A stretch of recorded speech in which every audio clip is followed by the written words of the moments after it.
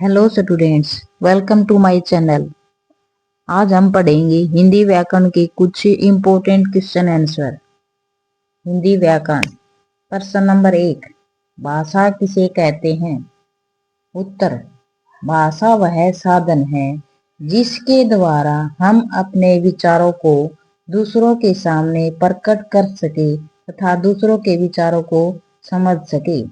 भाषा वह साधन है, भाषा वह जरिया है, वह माध्यम है। इसमें दो या दो से अधिक व्यक्ति आपस में एक दूसरे से बातचीत करते हैं। बातचीत करते समय वे एक दूसरे से विचार भावनाओं को समझ जाते हैं एक दूसरे के, तो उसे ही हम भाषा कहते हैं। प्रश्न नंबर 2, भाषा कितने प्रकार की होती है? वर्णन करें। उत्तर, भाषा 3 प्रकार की होती है। नंबर 1, मौखिक भाषा। नंबर 2, लिखित भाषा। नंबर 3, सांकेतिक भाषा। मौखिक भाषा, जब हम अपने विचार बोलकर दूसरों के सामने प्रकट करते हैं तो उसे मौखिक भाषा कहते हैं। मौखिक मीन्स मुख द्वारा प्रकट की गई भाषा। इस प्रकार हम कह सकते हैं, मुख द्वारा बोलकर प्रकट की गई भाषा मौखिक भाषा कहलाती है। लिखित भाषा, जब हम अपने विचार लिखकर दूसरों के सामने प्रकट करते हैं तो उसे लिखित भाषा कहते हैं। लिखकर प्रकट की गई भाषा लिखित भाषा कहलाती है। सांकेतिक भाषा, जिस भाषा में हम अपने संकेत द्वारा अपने भावों एवं विचारों को प्रकट करते हैं तो उसे सांकेतिक भाषा कहते हैं।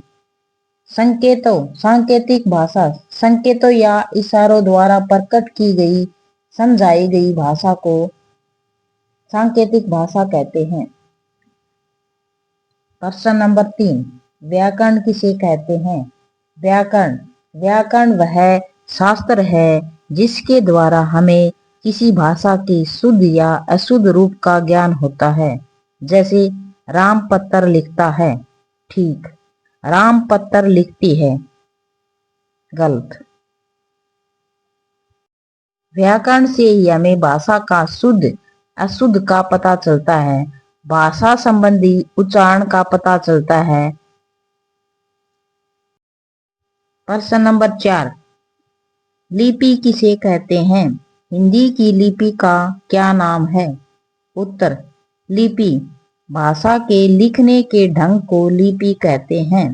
हिंदी की लिपि देवनागरी है। इसमें भाषा के लिखने के तरीके, उसकी शैली का पता चलता है। जैसे हिंदी की लिपि देवनागरी है, इसमें हम बाएं से दाएं ओर लिखते हैं। प्रश्न नंबर 5, वर्ण या अक्षर किसे कहते हैं? वर्ण या अक्षर वह छोटी से छोटी ध्वनि जिसके और टुकड़े न हो सके वर्ण कहलाती है। प्रश्न नंबर 6, वर्ण कितने प्रकार के होते हैं? नाम लिखिए। उत्तर, वर्ण 2 प्रकार के होते हैं, स्वर और व्यंजन।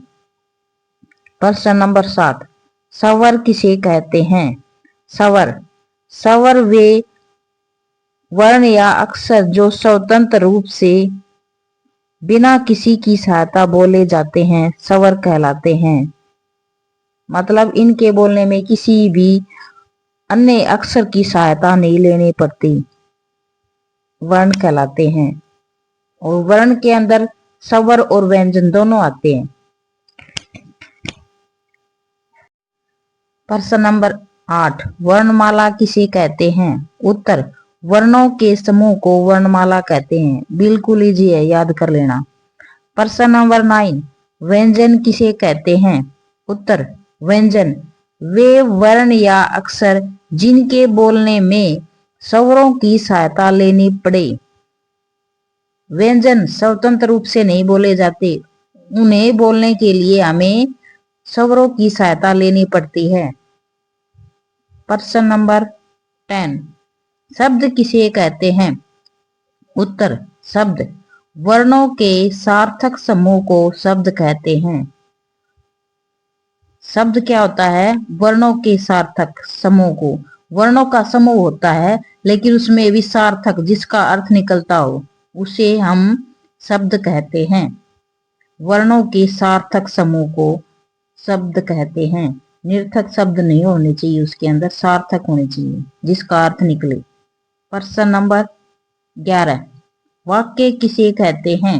उत्तर, वाक्य दो या दो से अधिक शब्दों के सार्थक समूह को वाक्य कहते हैं। इसमें शब्द होते हैं दो या दो से अधिक और उनका भी सार्थक समूह, सार्थक जिसका अर्थ निकले, दो या दो से अधिक शब्दों के सार्थक समूह को वाक्य कहते हैं। प्रश्न नंबर 12, संज्ञा किसे कहते हैं? यह कितने प्रकार की होती है? वर्णन करें। उत्तर, संज्ञा किसी व्यक्ति, वस्तु, स्थान या भाव का बोध कराने वाले शब्दों को संज्ञा कहते हैं। संज्ञा क्या होती है? किसी भी व्यक्ति का नाम, वस्तु का, स्थान का या भाव का बोध, बोध मीन्स ज्ञान कराने वाले शब्दों को संज्ञा कहते हैं। जैसे राम, पुस्तक, भारत, क्रोध आदि। संज्ञा के 5 भेद हैं। कौन कौन से हैं? नंबर 1, व्यक्तिवाचक संज्ञा। नंबर 2, जातिवाचक संज्ञा। नंबर 3, समूहवाचक संज्ञा। नंबर 4, द्रव्यवाचक संज्ञा। नंबर 5, भाववाचक संज्ञा। तो सबसे पहले हम पढ़ेंगे व्यक्तिवाचक संज्ञा। जिन शब्दों से किसी विशेष वस्तु, स्थान या प्राणी का बोध होता है, बोध मीन्स ज्ञान होता है, जिससे हमें किसी विशेष व्यक्ति, विशेष वस्तु, विशेष स्थान का बोध होता है, उसे हम व्यक्तिवाचक संज्ञा कहते हैं। जैसे रमेश, दिल्ली, रामायण। 2, जातिवाचक संज्ञा। जिन शब्दों से वस्तु, प्राणी आदि की संपूर्ण जाति का बोध होता है, जिसे देखकर हमें उसी पूरी संपूर्ण जाति का ज्ञान हो, उसे हम जातिवाचक संज्ञा कहते हैं। जैसे नदी, नदी के अंदर सारे प्रकार की नदी आ जाएंगी, गंगा, यमुना, सरस्वती, सभी का नाम। पुस्तक, पुस्तक में बहुत सारी पुस्तकें हो सकती हैं। लड़की, लड़कियों में किसी का भी नाम हो सकता है, किसी भी लड़की का आदि। नंबर 3, समूहवाचक संज्ञा। जो शब्द किसी समूह का बोध कराते हैं। जैसे कक्षा, टीम, दल, सेना आदि। ये सभी ग्रुप को संबोधित करते हैं। 4 नंबर, द्रव्यवाचक संज्ञा। जो शब्द किसी द्रव्य या पदार्थ का बोध कराते हैं। जैसे रुई, चावल, ऊन, सोना आदि।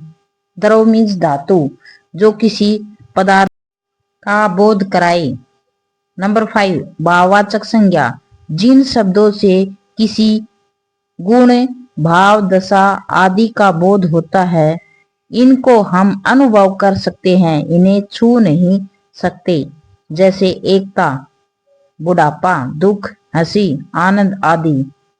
इन सभी को हम देख नहीं सकते, इनको अनुभव कर सकते हैं।